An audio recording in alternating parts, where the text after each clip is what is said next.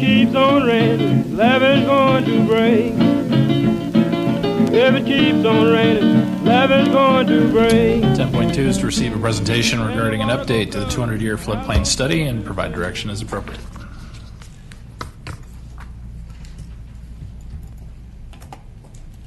Good evening, Vice Mayor Hume, council members. Amatar Sandy with the Engineering Services Division. The item before you tonight is an update to the 200-year floodplain study, which was presented to council last January. I'll provide a brief background regarding this item.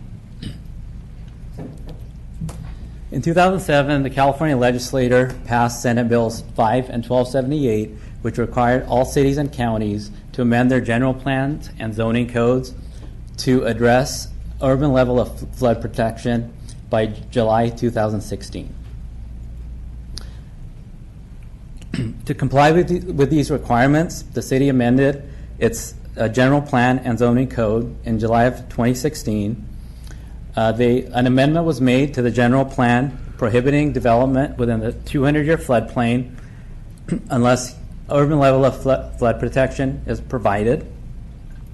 An amendment to Title 23 of the Elk Grove Municipal Code, which includes requirements for developing in areas within the 200-year floodplain, and the addition of Elk Grove Municipal Code, Chapter 1615, Flood Damage Prevention. In 2017, staff tasked MBK engineers with analyzing the 200-year floodplain. MBK completed the problem identification report, and this was presented to council in January of 2018. Pursuant to the findings of the report, council directed staff to further analyze the 200-year floodplain water surface elevations and determine if there were any benefits of regional flood control projects within the Sacramento region to potentially reduce those water surface elevations. Rick Reinhardt with MBK Engineers is here today to present the findings of the report and discuss next steps. Good to see you, Rick. Good evening, Vice Mayor Hume, City Council members. It's a pleasure to be here today. First, I want to start by just providing context and background for some of the recommendations by summarizing our previous presentation on the problem identification report that we prepared. We're discussing the existing Laguna West levee system. It's approximately 4.5 miles long. It serves as a perimeter levee system which protects from floodwaters from beach Stonelake. So the entire area to the west of I-5 is a giant lake in large flood events, and backing up from the delta and then from a failure of the Sacramento River levee.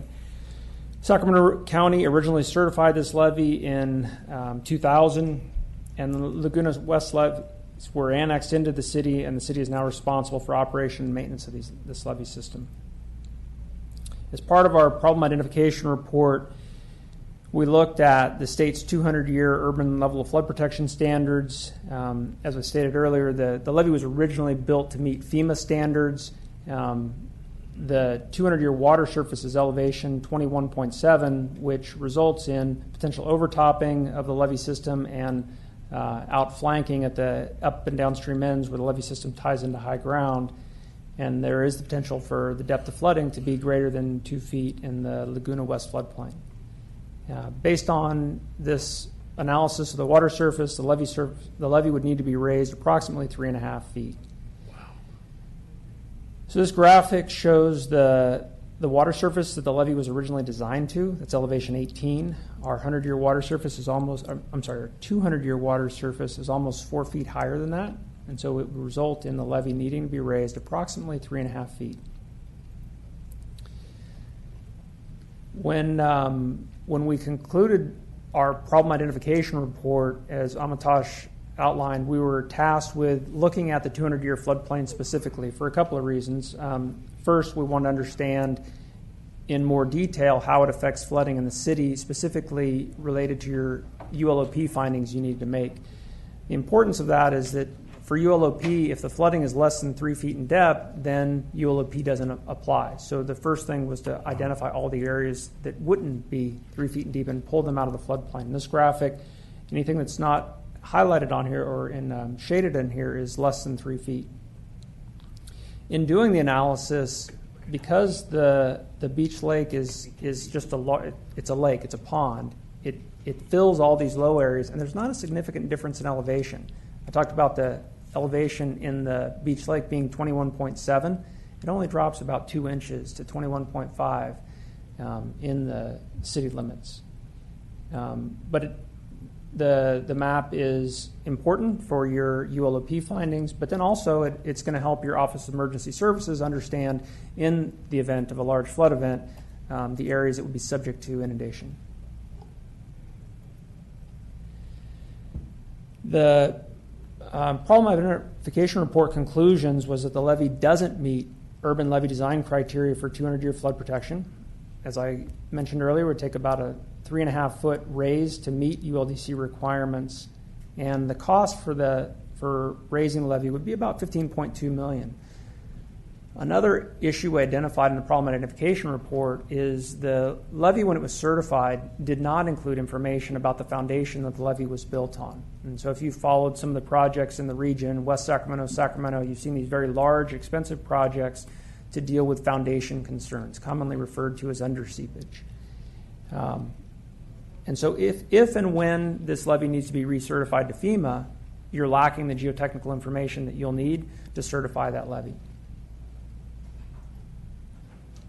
As Amitash discussed earlier in the introduction, you've met the requirements for urban level of protection.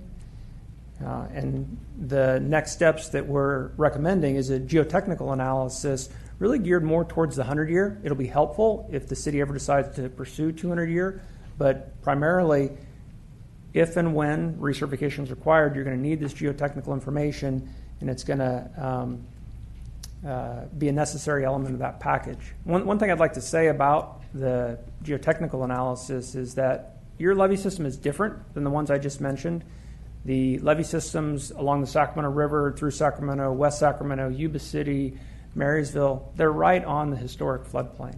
And where the river has meandered over time, the levee was built across that. They have very permeable foundations with sands and gravels in it. So you have these very expensive projects. That's not the case here. I'm not expecting to identify problems with this geotechnical analysis other than where there's old stream crossings. And maybe the foundation wasn't dug out for those stream crossings. And so it's important information. It'll help understand if there's risk associated with the existing levee and then inform future certifications. And that concludes the presentation. Great, thank you. Any questions at this point? Quick question. Thanks, Rick, for that presentation. Appreciate your comments, too, on the distinction between the geotechnical information for levees in Sacramento area and here. How about the river system versus what we have in this area? Well, you have a levee that was built to modern standards in terms of the levee embankment itself. The levees along the Sacramento River were largely built from dredging, so that they're very permeable, sandy levees. So if you look at the performance of those levees in 1986 and 1997, so lots of flood fighting, landslide slips. Our problem identification report really looked at your greatest risk being overtopping of your levee systems. And so it's going to take a very large flood event, a larger flood event than we've seen in our recorded history, maybe even going back to the 1850s. We haven't seen a flood event that we're going to expect would have overtopped this levee. But of course, we're planning for larger floods. We're planning for the effects of climate change.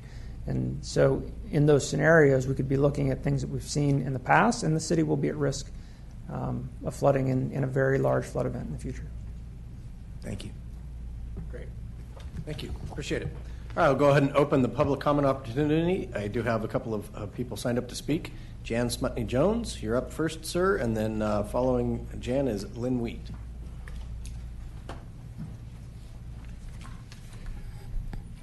Great. Thank you very much, Vice Mayor Hume and City Council members. and I'm glad I drove my Volt today. It started very appropriately here with talking about electric vehicles. However, that's not what I'm here to talk about today. I'm Jan Smutney-Jones. I live in the Stonelake neighborhood. I work with NEST, the citizens groups that's opposed to the NCU Trauma Center being built at Stonelake Landing. And I'd like to draw your attention to, this is attachment 2 on page 21. I don't know if you can pull it up on the screen or not, but it is a pretty sobering map of the neighborhood that we live in. And if you look right here where the sort of I-5 is, and you look sort of to the southwest, that's Stonelake Landing, and that's where the proposed 400 bed hospital, and I think there's dorms for 300 people, is planned to be located. You will also notice it's light in the middle shade of blue. That means it's between 3 to 10 feet of water in the event of a 200-year flood. And I think the report very well lays out different scenarios of how that can happen, primarily, I think, on the Sacramento River levees. So obviously it's a big issue, and by the way, my house is in the middle of all that, so this really wasn't happy news for me. But I want to point out that the general plan, and I think you heard this earlier, policy ER2-3, the city is to locate essential public services, governmental services, and essential healthcare facilities outside the 100 and 200-year flood zones, except where such locations would be compromised in terms of their functioning. Obviously, a trauma center is essential healthcare facilities. There's nothing about this location that is essential for it to be located right there. I won't belabor the issue. We've talked about that before. And there's no practical condition that can be applied to this project because all the roadways leading in to the trauma center, 400-bed trauma center, will be inundated between 3 and 10 feet of water, every single one of them, including I-5. So it would be irresponsible and I think imprudent. I mean, the existing policy is a prudent one. We don't want to be building things where they're subject to flooding. So we would encourage that we not move forward with obviously building this hospital at that location. Evacuations of healthcare facilities have an unfortunate history, if we can recall Hurricane Katrina. And rather than arguing with CNU over the next 5 years about the appropriateness of this hospital at that location, perhaps they could be convinced to move someplace that's a little more appropriate for the construction of such a hospital, if it's truly needed, outside the 200-year floodplain. So we thank you for your consideration of our concerns on this very important public safety issue, and we look forward to talking with you in the future. Thank you. Thank you. Lynn Wheat.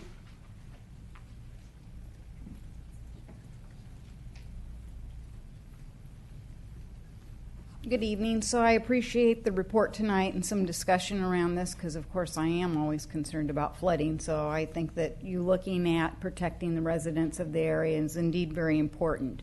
I heard something about $15.2 million to repair to bring this up to the 200-year floodplain, and I'm just wondering who's going to be paying for that and who will most benefit from that and how that will be dealt with if that's the direction we're going to be going. But I see that we're going to be looking at spending $560,000 to $500,000 plus on this. What I would like to have is for this part of the study to go out to bid. A lot of times we dispense with bidding and we just choose a firm to do it. I hope with this amount of money that it will go out to bid. Thank you. Thank you. Ms. Wheats was the last speaker card I have on this item. Is there anyone else wishing to speak? Seeing no one, I'll go ahead and close public comment and move to council deliberation and direction. Any direction for staff? Councilmember Detrick? Yeah, I don't know if Bob would be the person to address this, but I had the same question on the funding. Is there a funding mechanism in the Laguna West, one of the fee programs that covers any expenses related to this, or is this something spread across citywide? There's no. That's always been the issue with this as you're looking at the 200-year floodplain improvements. There's no real good funding source at the moment. There's if we were talking about the 100-year floodplain, you obviously can go to the property owners and talk about assessments to offset the cost of flood insurance. But in this case, there's, they're outside the 100-year floodplain. They're in compliance with the 200-year floodplain if they're already existing. So there's no real financial incentive, say, for property owners to agree to an assessment. Outside of that, there might be state and federal grants possibly, but again, this meets 100-year standard. So that's the difficult part. If it, in order to fund say $15 to $20 million project, finding a funding source would be difficult. That would probably be the most challenging part of the whole thing. Designing and constructing it would probably be the easy part. Do we have any other areas in the city of Elk Grove besides Laguna West that has this problem? No, we do not. So the county never put anything in place either, I'm taking it either. Well, SB 5... Because the county approved this development. Yeah, SB 5 came in after all of that existed. Okay. Any other questions? No? Do we have any particular direction that staff is looking to receive from us? Well, we had recommended moving forward the geotechnical. We've already actually budgeted the funds in the city's current budget. Does that go out to bid? A portion of it that was related to the consultant or the technical piece of it, we hire that based on the best qualified. But as far as the actual physical work, we can take a look at trying to bid that out and get the best price. I'll move staff's recommendation. Okay. Second. All right. All crying won't help you, praying won't do no good. I'm crying won't help you, praying won't do no good. When the levee breaks, Mama, you got to move.